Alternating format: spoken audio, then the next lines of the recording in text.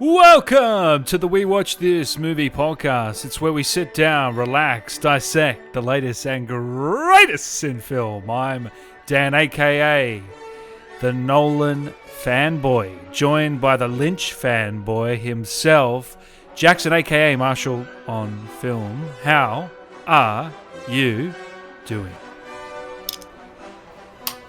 Today, tomorrow, yesterday, it's all the same. How much do you rehearse this prior? Because I feel like you've got a gimmick rehearsed every time. Dan, what do you mean? We do everything in one take. There's no editing. It's all seamless here at the We Watch This Movie podcast. So rehearsals, well, I've got time for that. I don't know what you're talking about. Well, I want you to hold back a little bit, Jackson, because Come on, mate. we are reviewing Palm Springs today, but I want you to hold back for the spoiler-free review. I want you to hold back the premise of this thing, the main sort of, you know what I'm talking about here. I know what you're Hold it talking back about for the here. people that haven't seen it, and then we'll dive deep into it in the spoiler section of the podcast. Does that sound all right to you, mate? It sounds better than all right. In fact, it sounds fantastic, and it's never sounded better. Well, look, to much of our listeners' surprise, we were supposed to have our Inception review out, but of course we pulled an audible. I've taken the vehicle and I've spun the wheel, and we have crashed. We're back on the road. We're going to Palm Springs first, and then we'll make our way to Inception for episode 25. And I reckon next week's episode of Inception is going to be our biggest yet. I've just got a feeling. I think you might be right. Dan, it's not like us here at the We Watch This Movie podcast to totally take the schedule and throw it out the window. Listeners, I sense a theme coming on. Our 25th anniversary, our 25th episode, we're covering a Nolan film. What are we going to get at 50? What are we going to get at 75? And most importantly of all, not that there's any chance anyone will be listening, but when we get to episode 100, what might we cover then? We need a big episode for 50 and 100, I think. We need something big. We need something classic. I don't know. I haven't thought about it yet. But go and rattle some names off. You haven't given it any thought. Nope. All I know is it could involve a certain director, but anyway. Ooh. Yeah. Maybe it could involve a pairing of certain directors. How about we take a film from each of these directors' filmography and we have a hot and heated debate here for our listeners on the We Watch This Movie podcast. Oh, Maybe okay. we take our favorite from one Mr. David Lynch and a favorite from Mr. Christopher Nolan and we put them head to head. Interesting. But look, considering we can't even keep the episodes on the schedule here from 24 to 25, so on and so forth, if we're going to be anywhere like that in how many? A year and a half? Yeah, a year and a half's time. It's not looking likely, but could be a cool concept. Well, our episode 50 might end up falling in this year, Jackson, at the end of the year, most probably. Well, if we continue to stick here in stage 3 lockdown or get even further here in Melbourne, Victoria, mate, we could be pumping out 3 or 4 episodes a week. Listeners, if you want to hear more content, please give us 5 stars. 5 stars on Apple Podcasts. Follow us on Spotify. Follow us on Google, wherever you get your podcasts, and head over to YouTube and subscribe. Guys, before we get into our Palm Springs review, let's take a look at some of the big movie news this week. Tenet has a runtime. This is news in our podcast anyway. I don't know about other podcasts, but for us, this is classified as news. Jackson's shaking his head. Tenet runtime is 2.5 hours long. This will be Nolan's 4th longest film. Only So the not even 4th close. at 2.5 hours long. That's when you know he's a legend. You know what, Dan? For this week's movie, Palm Springs, I actually teamed this up in a double feature with another Lonely Island comedy, and both of them together clocked in at less than 3 hours. The time it takes to watch one Nolan movie, I watched 2 comedies. Yeah, well, what do you prefer? I know what I prefer, but anyway. Moving So, look, 2.5 hours is good to hear, because I know Dunkirk was his shortest film at around 95, whatever it was. So it's good to see him back to his roots, you know. Give us, I could take 5 hours, you know, but yeah. Anyway, I've got no comment. you've got no comment. You've got Every nothing to say. episode, it's fucking Tenet. I know. I'm sorry. You can't look. It's supposed to release a month ago. We would have been over it by now. Well, But I'm sorry. we haven't had confirmation. It's not coming on August 12th. But Dan, I think the safest bet anyone can place, it's not coming on August 12th. This is like the most hyped thing ever, thanks to us. We've hyped this up since day one. If this movie flops, that's it for us, I think. What's at the bigger hype train? The Last of Us 2 or Tenet? Oh, the former. There's All a right. disappointment. Uncharted movie, Jackson, starring What a segue with Mark- Naughty Dog. I know. Mark Wahlberg and Tom Holland are starring in this Uncharted movie. Tom Holland posted a photo saying Nate, and everyone thought, well, it started filming. That's actually not the case. It has not started filming yet. I heard reports it had. Sony did confirm that it hadn't started. So I don't know, maybe it's pre-production. I don't know what it was, but he might have jumped the gun there. Or maybe they're filming, trying to keep it under wraps, you know, with the whole COVID thing going. I don't know. Dan, But- who's in the director's chair for this picture? Because I know there's many video game fanatics out there that are excited to see this big screen adaptation of one of Naughty Dog's finest series, but who's actually helming it? I couldn't tell you now, because there's been about 6 directors attached over the last 3 or 4 years. I remember first hearing about this movie back in 2014, Jackson. 6 years ago. Ruben Fleschka. Oh, Ruben Fleischer. Didn't he direct Zombieland? He did, so he's attached as a director for this film. Okay. So very hopefully he can capable do a man. good job. I don't have high hopes. As a massive fan of Uncharted series, I don't have high hopes for this, especially with Mark Wahlberg as Sully. I don't think it works, but we can go into that when we watch. Very young Sully. What's got you doubting a video game adaptation? We've seen so many classics over the years. We can point out Jake Gyllenhaal in Prince of Persia. We can point to the Super Mario Brothers film. Like, come on, man. Have some faith in this project. In other news, Hayden Christensen is rumored to return to the Star Wars family for a Disney Plus TV series, Jackson. No way. Just when you thought the service couldn't get any work. No, I'm only kidding. Hey, Hamilton, my favorite I movie know. of the year. Mate, you were Well- giving Disney Plus a shout out on your own Instagram. Nearly 12,000 followers tuning in every week to find out about your latest and greatest movie reviews. And here you are, not even plugging our show, but plugging Disney Plus. Well, I don't know about Hayden coming back. Look, I haven't seen him in a movie since 2009. I don't know where he's been. Well, the guy might have had some public backlash with Attack of the Clones and Revenge of the Sith, 2 small indie films you may have heard of. But even then, he should be able to land some sort of roles. I haven't seen him in anything.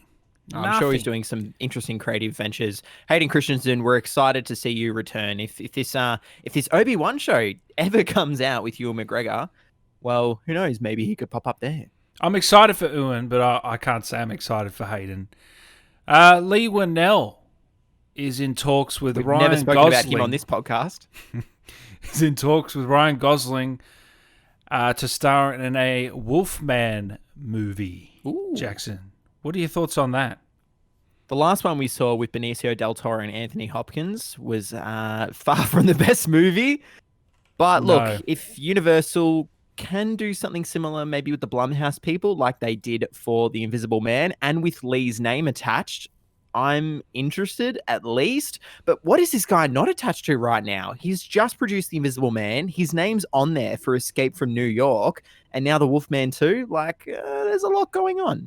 I think they know now that this guy has talent after 2 back-to-back good films, and now that he's stepping up to bigger stuff for Universal. So I think he's going to be a big name director in about 10 years. We'll be talking about him in the same vein as Denis and or similar veins. So Well, I he's can't hoping wait. for a fellow countryman. And Dan, it's interesting that you should say Ryan Gosling is attached to that project. Who knows if he'll be a part of that Wolfman movie when it comes out? However, Ryan Gosling is also attached to another project at the moment, just reported in the last week. Both him and Chris Evans are due to star in a $200 million Netflix backed project to be created by the Russo brothers, a franchise starting film, $200 million for the streaming service. What are your thoughts there? 200 million. The Russos and Netflix. My God.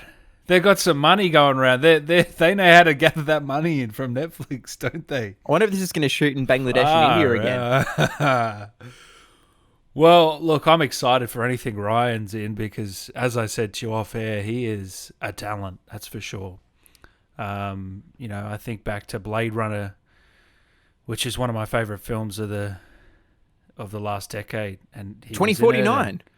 2049, Wow, and that is La high La Land.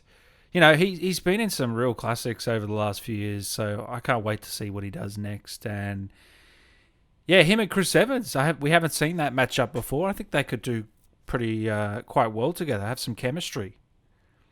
Do you know? Have you ever seen the movie? Well, who doesn't Ryan Gosling have chemistry with? You can put him on screen with a broomstick and he'll still make it charming and funny. That's the thing. Him and Russell Crowe. Have you seen their movie, The Nice Guy? The Nice Guys, the Shane Black written directed feature. Have I seen that movie? Dan, what about a Shane Black episode? Maybe number 50. Hey, those two had really good chemistry. Who would have thought that? That was a So- razor sharp script. Awesome picture. Very underrated. Speaking of Netflix, Jackson, the top 10 Netflix movies, the most watched, came out Ever? ever. Wow. Here we go. What do How you long think has is Levis been number around one? for Now you already know. You already 7 know years, what's 8 number years? one. Number one. Ooh, I'm not going to say The Irishman because I don't know how many people are going to hit play on something that's 4 hours long. Martin Scorsese, we love you, but it's probably not going to be The Irishman. It's not going to be Spencer Confidential from Peter Berg. Ooh, could it be something starring a hulking Aussie who's due to play one interesting professional wrestler, Hollywood Hogan, coming up soon? Am I on the right path here, Dan? You're on the money. Extraction with 99 million plays, Jackson. It only Wow. came out a couple of weeks ago, it feels like. And only 98 million of Jeez. them were you. I've only watched it once. I need to go back, get my fix. Do you now? Extraction. If you haven't checked out our episode, please do. Plug. I can easily believe that that's number one. But when we go down the list, Bird Box at number 2 is interesting to me. I wouldn't have put it that high. Spencer Confidential at 3 is shocking to me. That's crazy. I'm actually genuinely surprised about that one. What Then was we 4 have and 5? say that again. 4 and 5 we got Six Underground and Murder Mystery. So we got Ryan Reynolds and Adam Sandler. I haven't watched any of these movies at I've all. seen I don't them know all. who is. Whoever you I've are. seen them all. Stop it. Maybe Just maybe stop I'm it.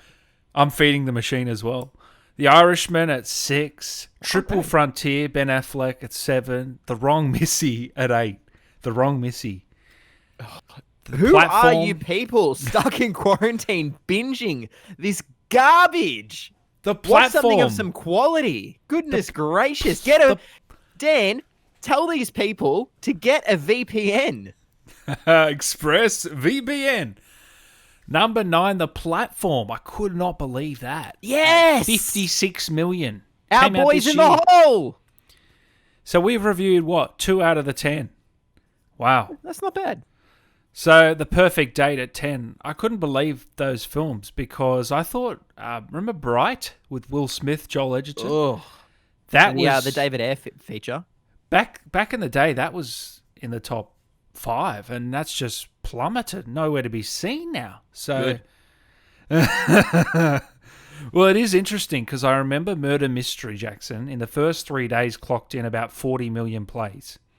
In the first 3 days, Adam Sandler, Jennifer Aniston, and it says here 73 million. So 45 were in the first 3 days, and the next 30 were in the next 2 years or a year. I think it came out last year. In the next year. Look at my head with these statistics. We haven't Anyway, okay. we haven't even gotten into the quantum mechanics. And I'm already hooked. Seriously. Hey, no spoilers. All right. And last one, Jackson, some big news in China. Yes, big news in China. In fact, big news in Little China. Oh, I'm trying to segue into a John Carpenter movie there. It just hasn't paid off. Dan's give me the cut it now motion. In China, cinemas are reopening in some select cities, which is massive. This country is a cinema-going powerhouse. They love their blockbusters. Many interesting restrictions coming in there, such as no movie can play for more than 2 hours. So I guess one certain director's picture may not be screening there anytime soon, or probably will not get a global release anytime soon. Plenty of hand sanitizer, and they will be scanning everyone's temperature who is entering the cinema as well. So there could be some people getting turned away, already having bought their tickets, if they don't qualify to make that screening. So it'd be cool to see some of these measures introduced around the world. Sadly, here in Melbourne, Victoria, where Dan and I are recording in isolation from, we are in stage 3 lockdown and cinemas are shut again. But more cinemas are popping up around the world as well. And the movie we're talking about today, Palm Springs, as well as an episode we did a couple weeks ago, Relic, well, they're actually in the worldwide global box office at the moment, having both picked up about $200,000-$300,000 worldwide. It's kind of poo change compared to what Hollywood was doing, say, 6 months ago, but it's still nothing to sniff at compared to, 2 months ago. Box office was dead zero. I used to look at Box Office Mojo every week. Was this for your Box Office Fantasy League? No. Even after that, I just have a genuine interest in it. And I have not checked it out once since COVID started, so I'll have to go back and see. Interesting you mentioned that, Dan. At the moment, Box Office Mojo reporting number 1 at the worldwide box office, Star Wars Episode 5, The Empire Strikes Back. Really? Wow. How about that? Films. So China, when are they coming back? Next week? Well, pretty much from now, yeah. Wow. Okay. There you have it, guys. That's some of the biggest news of this week. Now, before we get into our review for Palm Springs, Jackson, let's take a moment to thank our sponsors. Dan, before we get into our review today of Palm Springs, how do we watch this movie? Because it's not currently scheduled for release here in Australia just yet. In fact, it's currently being distributed by Neon as well as Hulu, Hulu being a US-based platform. So just how did we watch it? With ExpressVPN. Check out expressvpn.com/WeWatchThis for 3 months free on your 12-month plan. Choose from 160 locations across 94 countries and keep your real location hidden from prying eyes. Access any content, no matter your location. Say goodbye to blocked services and websites. For example, if you're in the US and you create an Australian Netflix with a VPN Express, you can have access by changing your country in some Netflix films. I have completely stuffed this up. We're going to keep rolling. Things like this make ExpressVPN super handy. ExpressVPN.com/WeWatchThis for 3 months free. Please support us because we support them. Hence why I wanted Dan to do this ad read.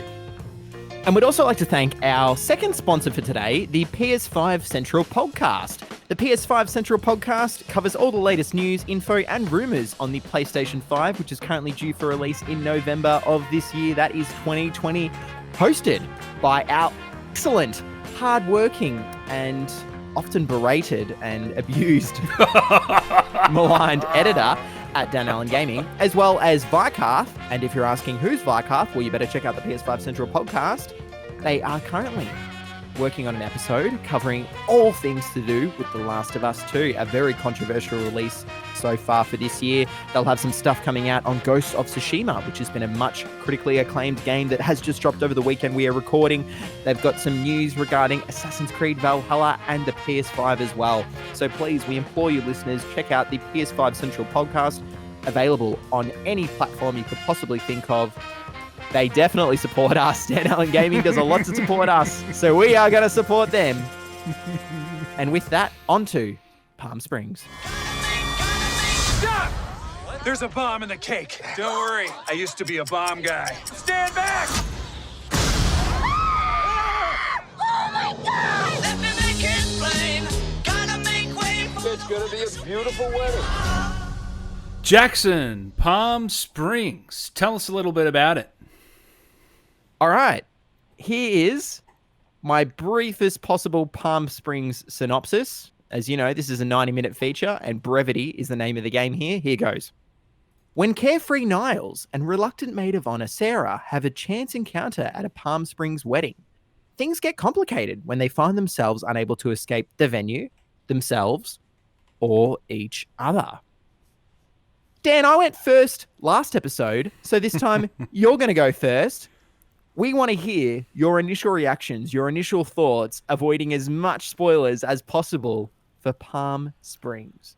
We want to avoid spoilers. Now, well done with that synopsis, because I don't know how you did that without spoiling it. I definitely didn't pull that one from Rotten Tomatoes. Okay. Well, I'll give you the benefit of the doubt for today. Palm Springs is really good, and I want you guys to check it out. Hence why we want you to go in blind. We don't want you to look at any trailers, anything. Just watch it. And then come back and listen to our spoiler discussion. But yeah, really entertaining, really fun. Andy Samberg, J.K. Simmons, Christian M. I don't want to stuff her up. Kristen Milioti? Miliotti Margaretti. Antonio Margareti. Margareti. You had to weave it back in, didn't you?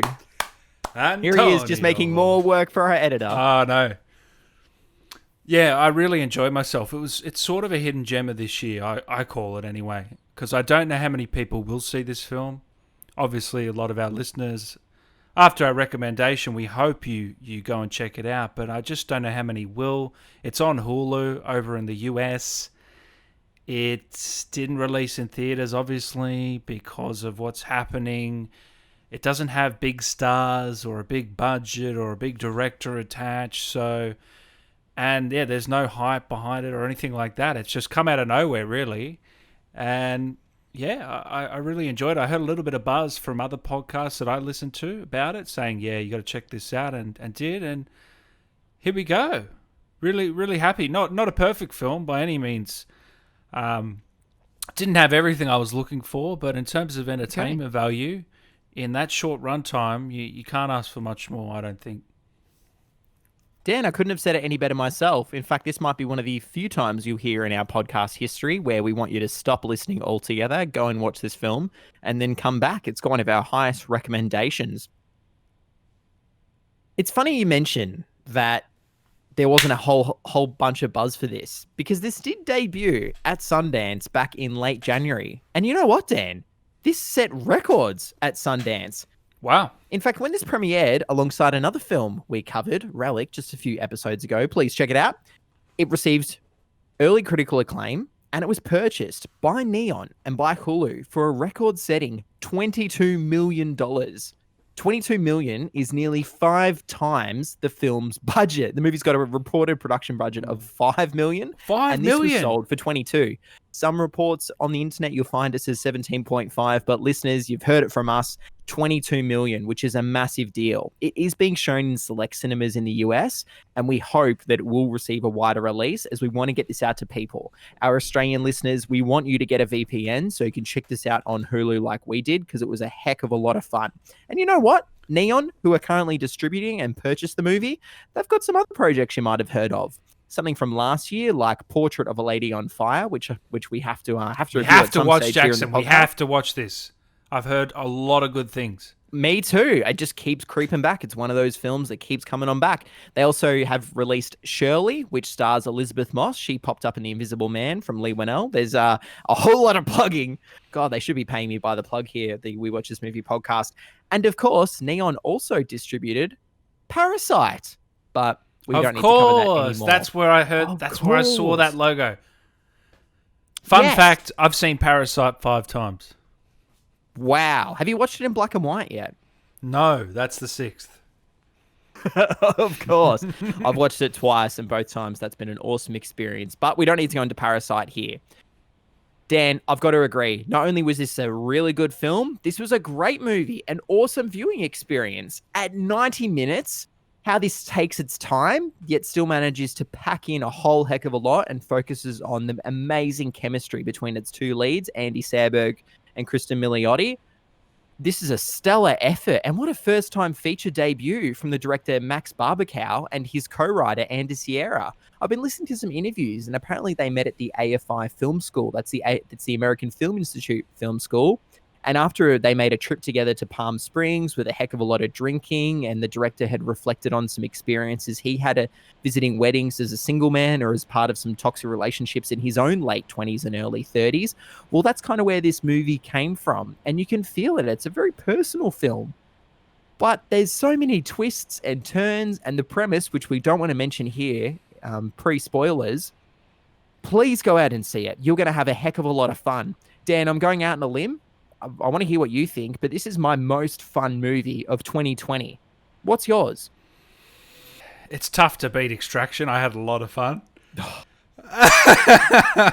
Of course. But yeah, I could probably agree with you because, look, this isn't the best film of 2020, in my opinion. Ooh, okay. It's not. It's not. And it's probably not even in the top 5 for me, okay? Okay. But it is probably the most fun. Because looking at those other 5, they're a bit grim. They're touching on some more deeper themes. I mean, Hamilton. This is a one I'm struggling with. Is Hamilton considered a part of this list? You know, when I go back and look at my top 10 films of 2020, is Hamilton considered? Because it's not really a movie. So I've taken it out of my list for now. Okay. Because it isn't a movie. They just shot a theater performance, so you can't really count it. No, and that's exactly why it's not up for Oscar contention. However, mate, it is our show. So if you don't want to count Hamilton, that is fine by me, but our listeners might disagree with you there. Look, I'd say Hamilton, but if we're not going Hamilton, this would be second. So yeah, I had a lot of fun. It is a bit cheesy, some of the romance here, and in terms of Andy Samberg, I don't find him all that funny. I love the guy. If anyone says, I love his stuff in Saturday Night Live, Lonely Island. He's a funny guy, but I don't know if it translates to movies. Okay. What do you mean? Well, the movies he's in, I haven't found that funny. Hot Rod, Popstar, they weren't all that funny to me. Okay. I feel like the comedy in those films is from the other characters and not him. You see what I'm saying there?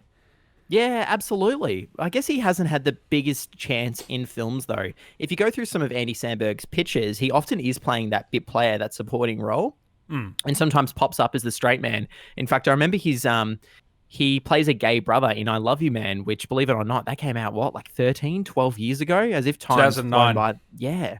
And that had Paul Rudd and Jason Segel. Was that Adam Sandler? No, that was Adam Sandler. That was Paul Rudd in I Love You Man. Man. He was in I Am a Boy or something with Adam Sandler. Was it That's My Boy with Adam Sandler? That's My Boy. That's it. That's it. Yeah. Hey, I completely know what you mean. Those aren't the funniest pitches. Not the best stuff for Andy Samberg. But you know what? I've got to disagree with you, mate. I thought that his turn in Palm Springs was heartfelt and very smart and intelligent, and you still get some of that goofball energy from Andy Samberg that translates so well to television in Saturday Night Live that you mentioned, as well as his leading role as Jake Peralta in Palm Springs. For me, it really worked, and I felt his energy, and I felt that because he is a good-looking dude, he could be a leading man. And at 41, Jake Peralta in Brooklyn Nine-Nine. Yeah, Jake Peralta in Brooklyn Nine-Nine. And you know what? Andy Samberg and the Lonely Island crew, they are getting up there in age. In fact, most of them now in their 40s. So if I couldn't believe when I saw he was 40. Sorry to cut you off. He still looks about 25. He looks bloody younger than we do. Yeah. So if this is going to be his future, starring in some of these more independent features, things that require a bit more emotion, and maybe, like Andy Samberg said in an interview, some legitimate acting, I'm excited for what the future brings for him. I'm not sure he's that much of a dramatic actor. Look, I might sound I'm being a little harsh on him. If anyone likes him, it's me, okay? I love the guy, okay? Just Don't be get harsh, me wrong. please. Your honest opinion. But, and all the films he's in, I don't think they're bad. I don't think Hot Rod's bad. I don't think Popstar's bad. And I don't think this is bad. I think this is quite a good film. I'm just saying I don't think he was a star of this film. No, you are absolutely correct. And who was the star, if not Andy Samberg? Please tell us. Well, I think it was Kristen by a Yeah. mile. But I love J.K. Simmons in it too. Oh, who as doesn't? Roy. I mean, he's a legend. He's for such a serious actor, and his stuff in Whiplash, incredible. He's so good at comedy as well. He's got impeccable timing. You know He's how many just- credits this yeah. guy has to his name? Take a guess. Oh, hundreds probably, yeah. Come on, give us a number. Give us a number. 120. 204 acting What? credits. My God. Oscar-winning actor, 65 years old, and here he is in this, mugging at the brilliant. screen with Andy Samberg. What a legend. He's a legend. I can't get enough of him. I reckon he's phenomenal. But, yeah, I reckon Christine Margaretti. Don't you? I thought she was a standout. She absolutely is. Kristen Milioti has done a lot of the press junket alongside director Mark Barbacow and the writer Andy Sierra, and it sounds like she had a lot of input and a lot of creative insights for the project. And I thought her performance was top notch. Could this be nominated for an Oscar when we finally get them in about could be 12 months' time at this point? I'm not too sure of that, but I thought it was an excellent performance. And for her being the avatar for the audience, learning about the world that she's now finding herself in alongside Andy Samberg's Niles, I thought she was great. I just think she carried him in some of those more serious scenes. Absolutely. But Is that such a bad thing though? It's not- Because no, it's not. he's there with a certain kind of charm, and it is a Lonely Island produced feature, so that's why he is there. he's he's a very lovable guy, very likable, and he always plays a very similar character, a bit like an Adam Sandler. And maybe that's just what happens when you come out of that Saturday Night Live sort of fold. I feel like that happens to a lot of those male actors out of there. But I tell you what, Typecasting. the chemistry between these two was on another level. Really, really good. God. I mean, they were really, really connected. I felt in this. I bought it. I bought every second. Oh, me too, mate. Instantly. And being Andy Samberg, because he is so lovable, you just want to trust him. So as he starts to explain some of the rules of what's going on and what's going to happen to Kristen Miliotti's character Sarah and some of the stages that she's going to go through, that he's gone through. I know we're being very vague listeners, but we're not getting into spoilers just yet. Between those two, you really do feel it. And you're like, yeah, these people absolutely could meet each other and within days or months or years be in love. 110%. If it wasn't for those two, this would be a very different film. And as a two-hander, it works. I was going to say, this is good casting, though. Even though some of the things I did say apply, I feel like, completely different film without these two. And you can tell that they did a lot of improvisation as well in some of these scenes. And I thought that's where he was at his strongest. Do you agree? Yeah, absolutely. Whenever it comes to some of the humor, which at times can be a bit corny, and you said cheesy, I find it really did work. In fact, some of the penis drawing jokes when they both get tattoos, that was actually created by Andy Samberg and Kristen Milioti on set. So there you go. Hey, it's a $5 million feature here, so someone's got to come up with some. Out of the ideas. $5 million, how much do you reckon those two got paid?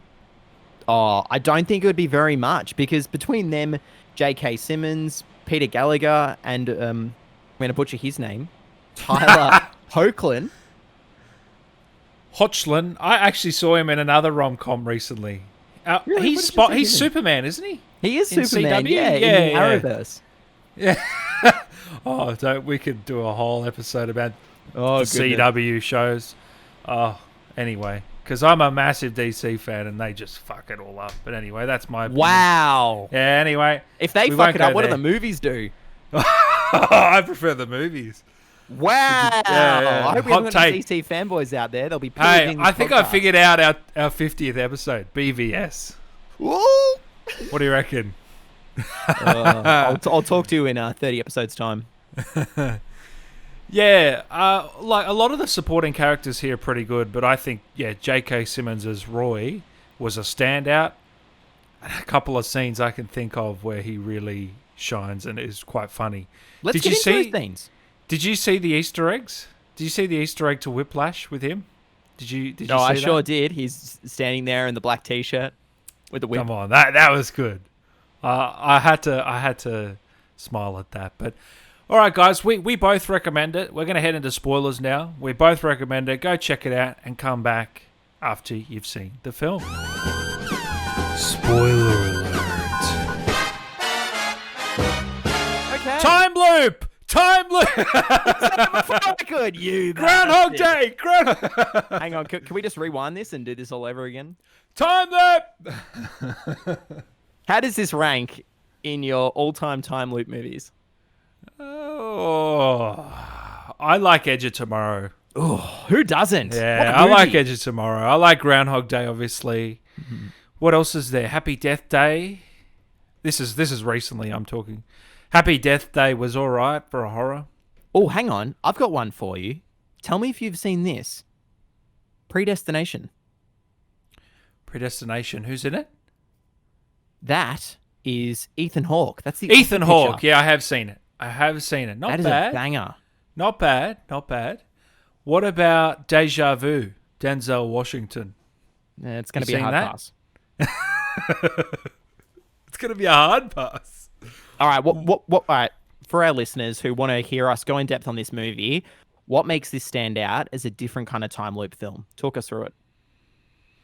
Different? Well, look, I don't think it treads in any different ground. I just think Okay. the world that they've created here was so fun and vibrant, and the whole thing was just very creative, and you didn't see it coming. I thought it took a different approach with the comedy elements. I guess you could liken it to a Groundhog Day. I don't believe it breeds any new ground, but it just does everything well. Yeah, and it's fueled and powered by the two romantic leads. Sometimes in some of these time loop films, we have a lot of expository sequences explaining how the time loop works or the effect it's having on the world around them. Here, it just totally cuts the crap. We don't even get the cliche suicide scenes. We get plenty of wacky hijinks, so that's similar to something like Groundhog Day, but the difference is that rather than having Bill Murray chase after Andy McDowell, here these scenes are shared with Andy Samberg and Krista Milioti, and anytime they're on screen, it's totally lit up, so it really does work. And the montages we get, they're super fun. What they do well is they hold back a lot of information for 3/4 of the way through the film, which adds another layer to it. Some of the things they've been holding back, which keeps us engaged. Yeah, and it works within the logic of the movie as well, because is it really being held back, or is it Andy Samberg's character, Niles, who's simply forgotten it? Have you worked out how long he might have spent living the same day over and over and over? Well, How long? it's very much up for debate, and for any of our listeners who want to go deep into the web on Reddit and try and work out and decipher it, good luck. Please, more power to you. We'd love to hear your theories. The screenwriter, Andy Sierra, has come out and said that potentially he could have lived this day for about 40 years. And I've gone in and done the math. In 40 years, there are 14,600 days. So he's lived this wedding and these different scenarios nearly 15,000 times.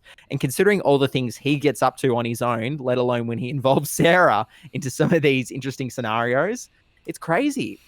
But of all the things he gets up to, it's very modern. Some of it just feels like a little tacky and cliche in something like Groundhog Day, when that came out, that was very fresh. But here, there's jokes about who Very Niles modern. has slept with. So he slept with the father of the bride, Oh. groomsmen. He slept with like everyone at the wedding, and it's hilarious. It's funny. But he slept keeps some with of that Jerry? information- Yeah, he slept with Jerry. There you go. Oh, sorry, he gets fucked by Jerry. He didn't fuck Jerry. He gets fucked by Jerry. But he doesn't reveal that information to Sarah until later on. And when she says to him, well, I want you to be genuine, and he says, I can't remember anything. I thought it was such a smart and clever take to have this character as a blank slate. Early on, we think we're going to be identifying with him. We're going to be following him throughout the story when we're actually following Sarah. And just a great turn to take. Look, time loop genre, you feel like it's been done to death, but when you actually look back, it hasn't really. I mean, compare it to a superhero film. That's been done to death. Well, how many Time more loop- origin stories can we get? Yeah, exactly. So I think this was a very fresh take on it, and I can't have enough good things about. Blah, blah, blah. I can't say enough good things about it in terms of entertainment value, and that time loop. Look, I had no idea going in about the time loop. I don't know about you. I didn't watch any trailers, and I found that to be a lot more surprising for me. A lot more. What do I say here? I found it added to the experience for me a little bit more than if I knew about it coming in. Yes. We want to implore our listeners to go in and seek this blind. I listened to an interview that Krista Milioti did with Sean Fennessy from The Ringer, and she said that for all her friends and for some of these movies, she didn't want to read any reviews. She wanted to tell her friends and family, hey, just go watch this. You don't want to know anything about it. And yeah, we have to agree. It's the best way to watch it. I think some of the strongest moments are those two just hanging out as well in the middle of the film, going through the motions. Yeah. It's very easy watching. And Easy to watch. how was the movie taking its time with some of those sequences as well? We just kind of sat there in the desert with them for 5-10 minutes, but it was the best. That's what we wanted to see. And you know, the battle with her giving in to him eventually, you know, even though, you know, how many times have they had sex before? Oh, what, thousands? Only he knows. But in this new version, her finally giving in the forest, was it? When she finally gave in? It was in the desert, just a little bit different out there in California. I don't know in if you're the going to find desert- a forest in Palm Springs. Sorry, not the forest. A tent in the desert. I don't know how I got that wrong. But anyway, What lost? I've lost the plot. You're thinking too much about Ghost of Tsushima, mate. But yeah, I mean, what did you think of the ending? I loved it. I thought it was great to keep it ambiguous and to flash back to some of these gorgeous shots of the two of them lying there in the pool. Well, was it Plus, ambiguous? What about the mid-credit sequence with J.K. Simmons Roy Oh. learning that he has a way out? That was awesome. Yeah, that was good. When he first shows up, he's hunting Andy Samberg with the bow. He's in the full camo gear. I thought, oh, okay, it's going to be one of these comedies. Oh, J.K. Simmons makes a cameo. And then he keeps coming back. And he has his own plot that he goes through.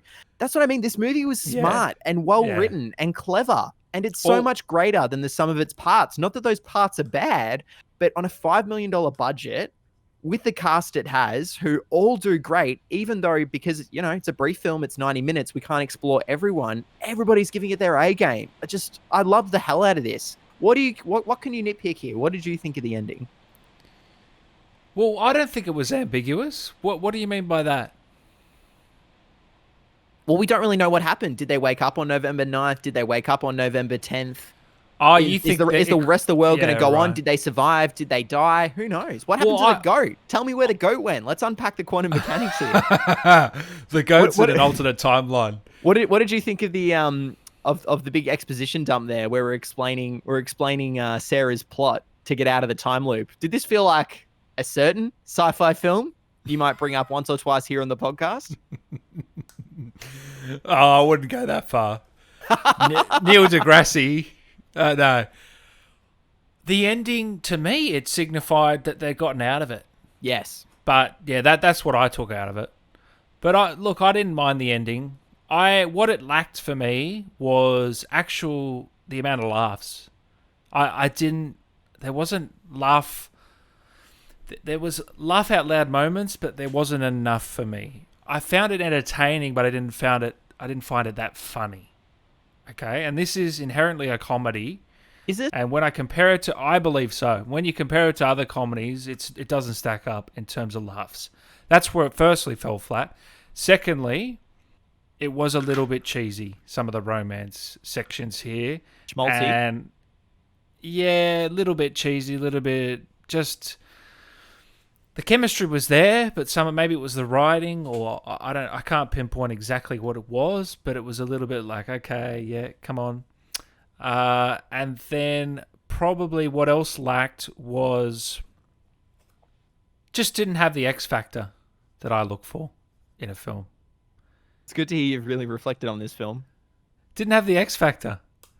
You know what the X factor is. The Dan factor, okay? No, it doesn't have to have Nolan in the credits to be an X factor. Yes, that does help, okay? But it was just overarching, lacking that X factor to push it over into the 8s, 9s, and 10s for me in terms of rating. Ooh, it sounds like you could be teeing up for your final rating here, and a little bit early too, mate. I don't know. Look, you've got an interesting point here. It's certainly marketed as a comedy, and you've got Andy Samberg as a lead. Is it a rom-com? Yeah, it probably is. It's a rom-com disguised as a time loop, laugh-a-minute comedy. And is it laugh-a-minute? No. The laughs that we do get are hilarious. There's a lot of hand jobs and penis jokes and a lot of juvenile humor throughout. What about Camila Mendes from Riverdale? What about her having her teeth smashed out when she hits the pool tiles? That was about pretty 15, funny. 20 minutes in. That was top notch. That felt like something out of a Judd Apatow film. Like that was expert. That was and good, yeah. so that well was good. edited when we have the smash cut from her hitting the pool tiles to then seeing her teeth. Like that. Come on, mate. That was pretty funny. Yeah. You said it's missing that certain something to push it over. I feel like it's got it because it has heart and these characters have depth. That's what I don't think it had the heart. You know what? They're living in a consequences free world, but to them there are real consequences and stakes. And even Andy Samberg's Niles, despite being very much a blank slate and nihilistic, he has developed his own sense of morals and values. And he mentions to Sarah that you shouldn't go about wreaking terror and causing havoc throughout this world. And these people may not have to live with it when you wake up tomorrow and they're reliving the same day. But guess what? You have to live with it. And I think that is awesome. That for me pushes it up into the upper Upper echelon of these kind of movies because it is so smart. When I compare this to the other movie I did in this double feature, Popstar, Never Stop, Never Stopping, there's a film title you don't want to say 5 times fast. Despite these both be Lonely Island features, it couldn't be night and day between them. It's super loud in Popstar. There's a joke a second. They're throwing everything at the wall. Very similar length coming in at 90 minutes. You can watch both of these in a 3-hour runtime. But here, immediately it starts off quieter. The jokes have room to breathe. The touching moments get plenty of time, and we want to spend more time with these characters. Despite it being so brief, they know when to take their time and when to quickly rush through these montages. That X factor, it was here. I was charmed. I love these characters. And I love their place in the world. They feel like these lost 20 or 30 somethings that kind of had wasted their time. They're not happy with where they are. They're both kind of looked at the black sheep, especially Sarah, more than Niles, because it's her movie, it's her character development, and it worked. When I say X factor, I'm talking emotion. I'm talking heartfelt moments. I'm talking. I want you to make me feel something. Make me Come cry. on, Make me do something.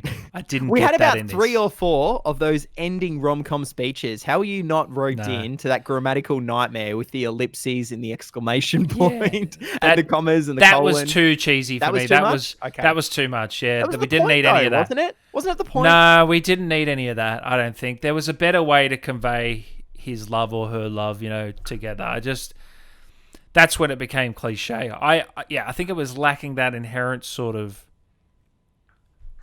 X factor, the emotional weight that I'm looking for in a film where you've got me at that point, There's some stakes here. You've got me. It didn't have that, but this, in all honesty, I can recommend this to pretty much anyone to watch, which is another good thing about it. If you're of age, pretty much anyone, from 18 to 100. So, Would you watch this with your grandmother? I mean, if you've got a cool grandma, yeah.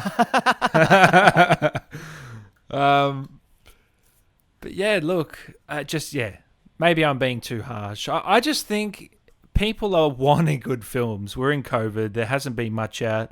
There's been some lackluster films come out. People are looking for a good film. And once a good film comes, I think some people are overstepping the bar and saying, "Oh, this is a great film." It's only because they haven't felt a great film in so long. That's I'm with what I you. think. Yes, that's a great point. It's hard for us to give these films a fair rating, right? Like we look at some of these movies coming out and we're like, is this a 7 or an 8 out of 10? Is this a 9? How do we compare this to movies from 6 months ago? Are you on the same wavelength here? Yeah, exactly. Exactly. I think this film's getting a lot of 8s and 9s. I think that's just way too high for this film.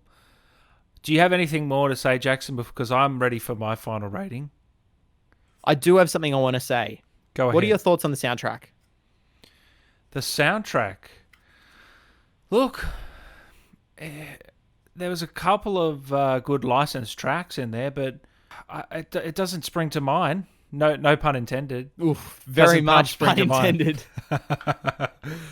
Well, why do you say? Look, I'm usually a music buff, as you know. Yeah. I'm all about it, but this one didn't really stick in my head all that much. I did enjoy the music. I felt it very different to what you'd see in some of these movies.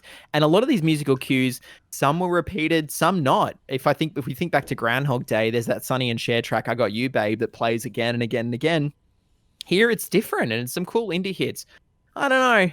The soundtrack kind of did it for me. I know, Dan, you and some of our listeners prefer those classical and original written scores for your films, but this soundtrack, it did You're it the for opposite, me. aren't you? That's I am the opposite. one big difference we have. I prefer a Hans Zimmer, a James Howard, a big classical score where that doesn't work for this film, but and you prefer more licensed tracks, more indie tracks. That Well, sort of I thing, prefer don't you? like an electronic score. Yeah, like a I like something Tarantino different. Tarantino flavor. What he Yeah, does in but his films. those needle drops can go really awry. Think back to Birds of Prey we covered a few episodes ago, and some of the needle drops and covers in that were just absolutely atrocious. Dan, it sounds like that if you and I were stuck in this situation, we wouldn't want to be stuck in it together. Hey, you know what? It's a lot. It sounds like a lot of fun, even if it is 14,000 days. I mean, maybe after a couple of thousand days. Think about all the It gets a hijinks bit we could get up tedious. to. Imagine if it was at a destination wedding as well. How would we go about wrangling C4? Yeah, some of the shit that Andy Samberg's character Niles gets up to is batshit insane, isn't it? Let's be honest. It's just like Absolutely. they've all gathered around the cast and crew and just said, just come up with shit, we'll throw it in. Before we get into our final ratings, Jackson, let's head into your segment. Play the cue, editor. Jackson's ratings. IMDb, Rotten Tomatoes, audience score, and Letterboxd. Dan Allen Gaming, thank you so much for putting together such a wonderful music cue there for the segment. So let's take a look here at so far how this has been received. IMDb has this currently at a 7.5 out of 10 from nearly 18,000 user reviews. In fact, 17,500 user reviews. So it'll be interesting to see what this hits in the next few months' time as more people watch it on a service like Hulu, for example. Just quickly as well, Dan, since this dropped only a few weeks ago on Hulu, this has been their biggest movie to date. In fact, it's racked up more people having watched it in its opening 3 days than any other movie's opening 3 days on that service. So if this does get a future theatrical release here in Australia and worldwide, we'd love to see more people go out and watch it. Rotten Tomatoes, Dan, I said it before, it was released to some critical acclaim at Sundance. Well, Rotten Tomatoes has this at 93% of critics giving it a fresh rating. In fact, it's certified fresh on their service, and that's been on some of the marketing for this movie. So I agree with that, but I think a lot of people, what they get wrong with Rotten Tomatoes, they don't realize 93 doesn't mean it's a 9 out of 10. 93 means 93 out of 100 on average liked the film, gave it a positive review. I think that's where people get it wrong all the time. We have to reiterate, 93% doesn't mean 93 out of 100, like a 9 out of 10 film. It just means, it could mean 93 gave it a 6 or a 7. Correct, exactly. Again, we saw that with something earlier this year, like Birds of Prey. Interesting, though, you mentioned that, mate. The average critical score for this feature has been 8 out of 10 on Rotten Tomatoes, and only 10 critics have given it a rotten or a bad review. So that's 10 from 144 critics' reviews collated so far. Audience score, 91% of audiences have enjoyed this as well. So 735 user ratings, and it's currently sitting at an average of 4.26 stars out of 5. Again, very high, maybe too high for at Dan Allen Movies, but we'll keep this segment going. Metacritic, so far it's a must-see movie with universal acclaim according to the website, 84 out of 100 from 38 critic reviews, and 88 user ratings have it coming in at 8.1 out of 10. So again, closely aligned with a 4 out of 5. it means a great response so far. And finally, this website have not shied away from pushing Palm Springs to its viewers, whether it was in a top 10 movies to see from Sundance, or even they hosted an interview with Andy Sierra, who wrote the picture. Letterboxd 3.8 out of 5. So 55,000 users have logged this movie. From that, it's been favorited by over 20,000 users. Again, 3.8 out of 5, very high on the Letterboxd service. And hey, Letterboxd, we are 24 episodes in. Where's our sponsorship? It's never coming. Yeah, It's that's never interesting. A lot of high reviews. Like I said before, though, I think that'll fall a little bit. I think you'll find it'll end up being around the 6, 7s, 8s, somewhere in there. Not around the 9s or... Yeah, We'll see, I don't know. see how We'll we see. go, all right? We'll see. I've got some faith in my boys here in Palm Springs, okay? With that, Dan, let's go into your final rating. What did you think of this meeting between Ted Mosby's wife and Jake Peralta?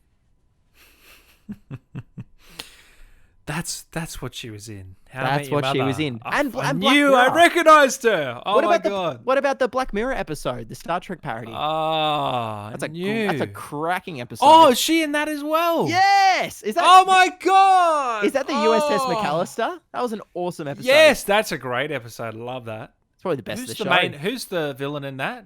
What's his Oh, name? Say it. Jesse redhead. Plemons? Yes, there he is. He's in Fargo, and of course, you can't Yeah. forget Todd in Breaking Bad.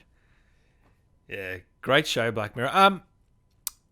Palm Springs gets a 7 out of 10 from Dan Allen Movies. A good time, no alcohol required, if I can quote Jeremy Johns. Jackson's sipping on a beer, I believe, there. I'll be joining Sipping. him soon via satellite. We can't. We're locked down here in Melbourne. But it's a 7 out of 10 from me, Jackson. I think you're heading towards an 8 here, but let's find out. Dan, you might be surprised. You know, a couple episodes ago, you were talking to me off air, and you suggested maybe we do a best films of 2020.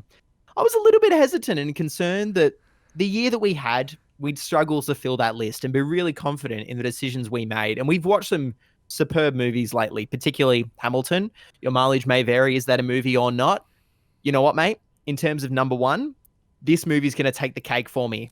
It's coming in at 9 out of 10 forks to the face. Listeners, you come There here we and clap go. 9 out of 10, Jackson. Wow. You really enjoyed yourself. I wanted to push this above what the rest of the world is thinking at an 8 out of 10, because this concept, while I understand it's a small film, it's a limited film, I thought it was perfectly explored, and I got the humanity. I got what they were going for. These performances were great. I just couldn't fault this at all. It went straight from an 8 out of 10 or a 4.5 out of 5. Sorry, or a 4 out of 5 to a 4.5 or a 9 out of 10. It got pushed up there. And you weren't going to watch this, but who pushed you? Hey, who are you going to thank? I Come know. on. Who pushed me to use our ExpressVPN service to download Hulu and give this one a watch? And you know what? I'm so glad that I did. This is going to be remembered, and if not, it should be, amongst many other comedies and romance films out there. And we are going to do our top 10 films of 2020 It's so already far. July. We're going to do that on YouTube, guys, so stay tuned to that in the next couple of weeks. All right, so that's going to come in as an 8 out of 10 from the We Watch This podcast. It's been fun to review this movie, Jackson. Now, I know our segments are all over the place.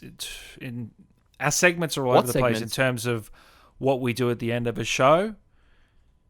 Now, you offered me the chance to do my special segment. I'm going to wait, Jackson. I'm going to wait until next week for this one, because this is a special segment. I want you to really enjoy this segment I've got for us. That's going to come next episode. So why don't we recommend each other a movie? The movie challenge. It's back. The movie challenge is back. Oh Please, my Jackson. goodness. Now I I'm cannot on believe- my knees I cannot believe begging you. you are coming back after the hell Please, I've put you through. Jackson. The trials by fire. I am begging you, man. Just give me something normal. Please. I'm on my knees praying. I'm begging you for something normal. Could you do that for me? I can do it for you, mate. You've got full trust in me that I will give you something normal to talk about on this podcast. No, please. You got to smirk. This isn't funny. Just know. this one time. I don't know what you're Help talking me about. out. I don't know Help what me you're out. talking about. Are you going to go All right. first or you want I've me got to? you. I'm going to go first. I'm going to go Okay. first. Dan, when was the last time you watched a movie with Vince Vaughn? Well, it was recently in Into the Wild. That's right. Now, when was the last time that you watched a movie with Jon Favreau? Oh, Spider-Man Far From Home? Okay. I'm going to give you a film. In fact, this is the debut... fucking screw that up. In fact, this is a debut script from Jon Favreau. It's Vince Vaughn and Jon Favreau teaming up together. 1995, I believe. It's from Doug Liman, the same director, believe it or not, doing this indie picture that gave us Edge of Tomorrow. So there's another segue back to this episode. You're going to watch Swingers. Swingers. Thank you. Oh, my heart. Have you seen Swingers before? Oh, a long time ago. So this will be good to check this one out. All 'Cause right. I couldn't Vegas, even remember baby. it. Vegas. Yeah, you are this- money, Dan Allen Movies. You are money. You've actually given me a comedy.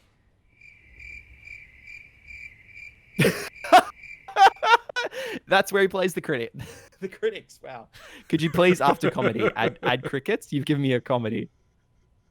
And then it's us pissing ourselves. Finally, and it's actually 90 minutes long. Oh, I love you. Thank you, Jackson. You've looked after me. Now I'm going to look after you. No, you're not. Here comes the punishment. No, I've I been a will look. bad I'm boy. going to look after you for this week, and then next time we do it, I'm really going to take you down a road. But this week I'll look after you because I want you to watch my man Joel Ooh. in his directorial debut. Ooh. Joel Edgerton, The Gift. I want you to check it out. Jason Bateman, Yes, I've heard of this. The Gift. You're going to love it, Jackson, I think. Okay. But we'll find out. Anyway, The Gift. Check it out. I'm a big fan. I'm excited. You've got Swingers. I've got The Gift. And what's our next episode again? Bah! Inception. 2 hour long. I'm calling it now. This is going to be 2 hours long, this Listeners, episode. if you didn't think we were self-indulgent enough, get ready for the next episode. It could be 2.5 hours. I've got that many things to say about this film. We are going to be on a roller coaster, Jackson. It's going to be fantastic. I'll try my best not to fall asleep. Well, there you have it. There's today's episode 24. We thank you so much for tuning in. It's been an absolute pleasure. Check out Palm Springs. Check out The Gift. Check out Swingers. Come back next week as we divulge our review on Inception. We'll go over The Gift. We'll go over Swingers and my special segment. It's all happening next week. Episode 25 on We Watch This Podcast. Jackson, where can they find us? Listeners, you can find us at We Watch This Podcast on Instagram, on Facebook, on Letterboxd, on Twitter, and even on TikTok. Give us a follow, send us a DM. We'd love to hear your thoughts, to hear your suggestions, your recommendations, and what you think of the podcast. You can find Dan at Dan Allen Movies, covering some of what he's watching in short form reviews on Instagram, on Letterboxd, on Facebook, on Twitter. You can find myself, Jackson, aka at Marshall on Film, followed by an underscore on Instagram, Letterboxd, Facebook, and Twitter. And yes, I am posting more reviews again. You can also find our editor at Dan Allen Gaming, mentioned at the top of this pod, at PS5 Central Podcast. Again, he is Dan Allen Movies. I am Marshall on Film, and we are out of time. Thanks for listening.